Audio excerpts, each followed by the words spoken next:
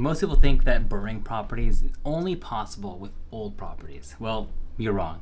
My buddy Jess is doing it with new construction builds in Texas. That's right, getting all of his money out or starting a new construction project with no money down.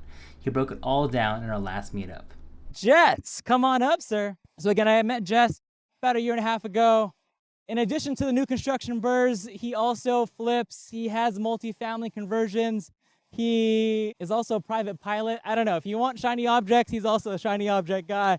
But new construction BRRRRs that I selfishly wanted to learn more a little bit about. So he's gonna share his experience. So real quick, give it up for Jess.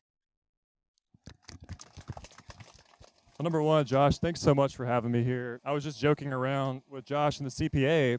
I'm actually here for an Ironman race down in Santa Cruz, and Josh gave me the ability, now that I'm a real estate professional, to basically write this entire trip off, which is awesome. Very grateful. I was able to escape the rat race through real estate and become financially independent last year, about 1 year ago, and it's been the biggest gift, and I try to share it with everybody I can. But the specific strategy I wanted to talk about today is new construction rentals, and really how I got into that. And it sounds like it's a really complicated thing. The way I got into it was back in 2017. I really wanted to get involved in real estate, and I was looking for deals, looking for duplexes, and I felt like I couldn't find anything. Looking back, that's not really the case. And so I had known that my dad at the time, he had built a house in 2008. I know the best time possible to build a house. And he basically broke even on it. He was trying to build a spec house, which is what you do when you build to sell and you try to make some money. And I said, Dad, do you want to help me try to build a house? And he said, yeah, we can try to do that. And so I had no idea of the secrets, the ins and outs of really the perks of new construction. And so we just started the process together, kind of going in blind. And I went to a friend of mine that happened to have some plans. He had done new construction rentals in the past. And a lot of this stuff, man, I didn't know how it was going to work out. I took a chance, I took a risk. And so I got the plans, I took them to a bank. I had someone kind of walk me through how to get the funding for it, and submitted the paperwork. And something really cool happened with that. I was working in Fresno, California at the time, waiting on everything to be approved, the great city of Fresno. And I'm sitting in this parking lot next to a bunch of homeless people, and the banker calls me, and he says, hey, Jess, I just wanted to check in. I wanted to see if your lot purchase, did you want to go ahead and just make that your down payment, or did you want to make your lot the first draw? And I just said, what? I can make the lot purchase my first draw. And he said, yeah, no problem. You can do that. And I said, yeah, well, let's make the lot purchase my first draw. And I asked him, I said, well, what about the down payment? Because I was ready to give a full 20% down payment. I had no idea what I was doing. I was willing to figure this out, put the parachute on as I jumped out of the plane. And he said, oh, yeah, once you hit the 80% of the value of the appraised value of the house, you can just put your 20% down, or anything over that, the 80%, you'll have to come out of pocket. And so I had this epiphany. And the epiphany was, man, so if I can, in theory, build this house for 80%, then I could do this for 0 down. And it happened.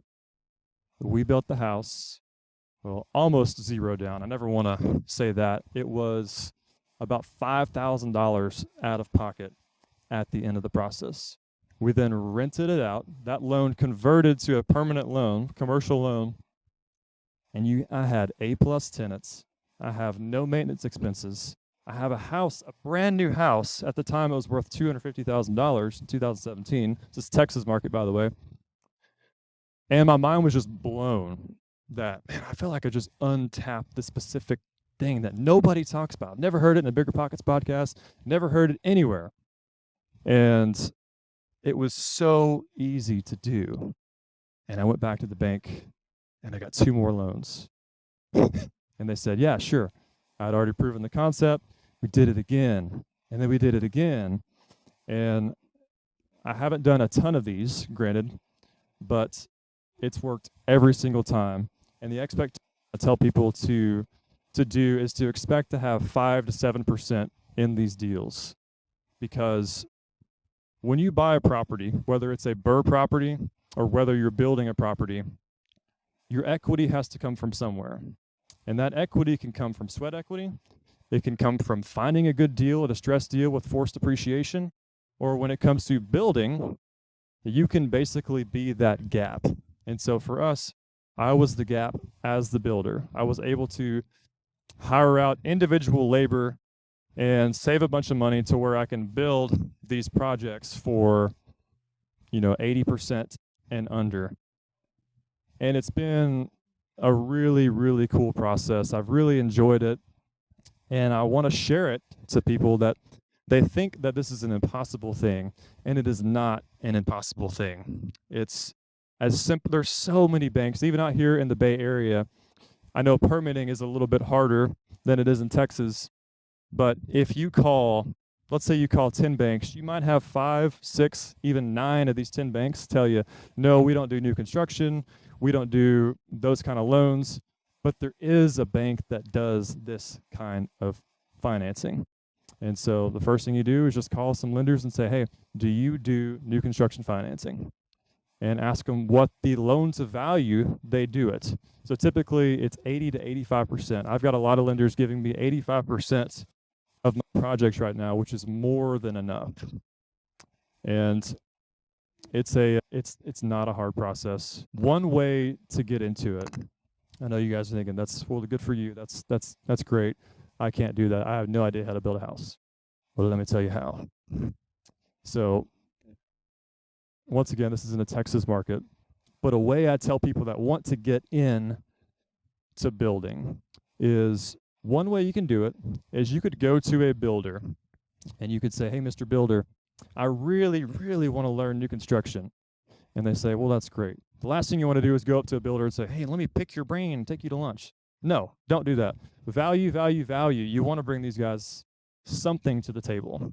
And so I can guarantee you, if you went to a builder and you said, Mr. Builder, I'll give you $5,000 if I can just shadow you on a build, I would say yes to that.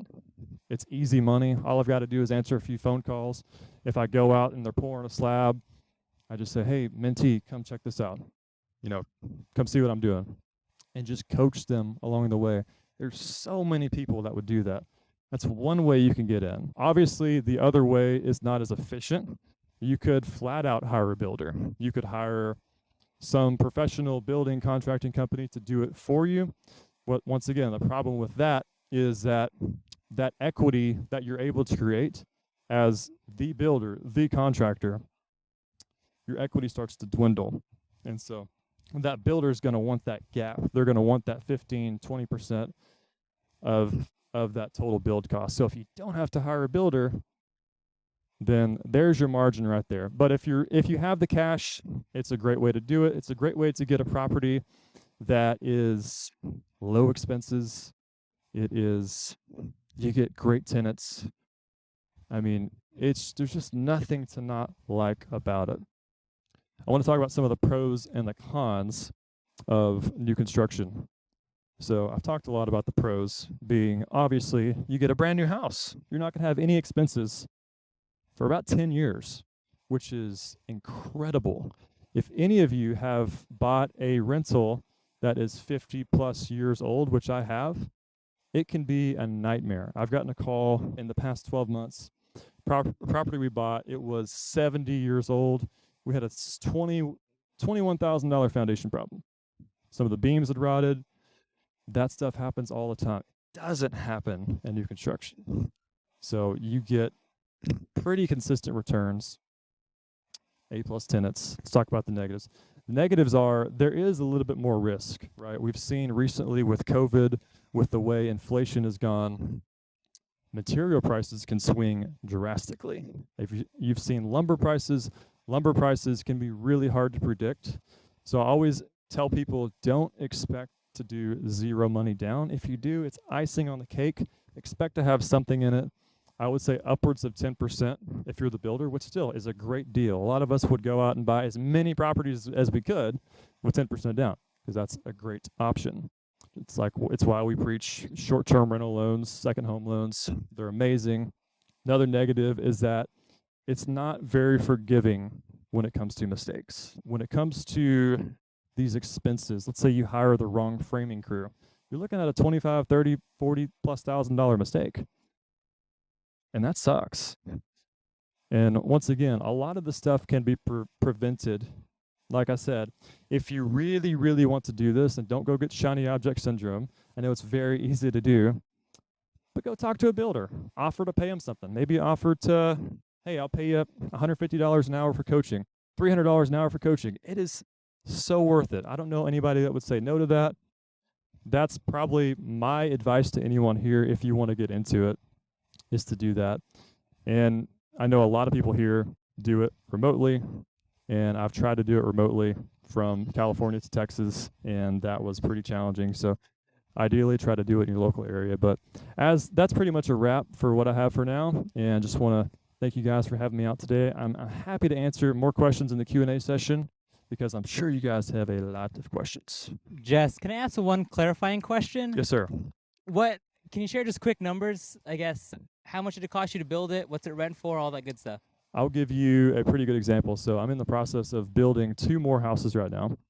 I just got the appraisal in. They look at your plans, and they do an appraisal on your lot and what you expect to do. Appraisal came in. These are $260,000 homes. They'll give me 80% of that. My build cost is right around $130 a foot. That's with land. This is in Texas, by the way. And what's it rent for? That'll rent for $2,250. Okay. So it should be all in for about $210 on that one. I like it. So 1% is kind of the baseline in the South. So again, that's why I wanted him to share his story, because it's different than what you hear on Bigger Pockets. And I know that all of us have listened to our fair share of Bigger Pockets podcasts, and it's just a different perspective. There are so many different ways to make money. Real quick, give it up for Jess. Thank you. Hey, if you enjoyed that, make sure to subscribe. We'll post more investing and marketing content weekly. And if you're looking for the next video from this meetup, make sure to click the link down below. See you in the next video.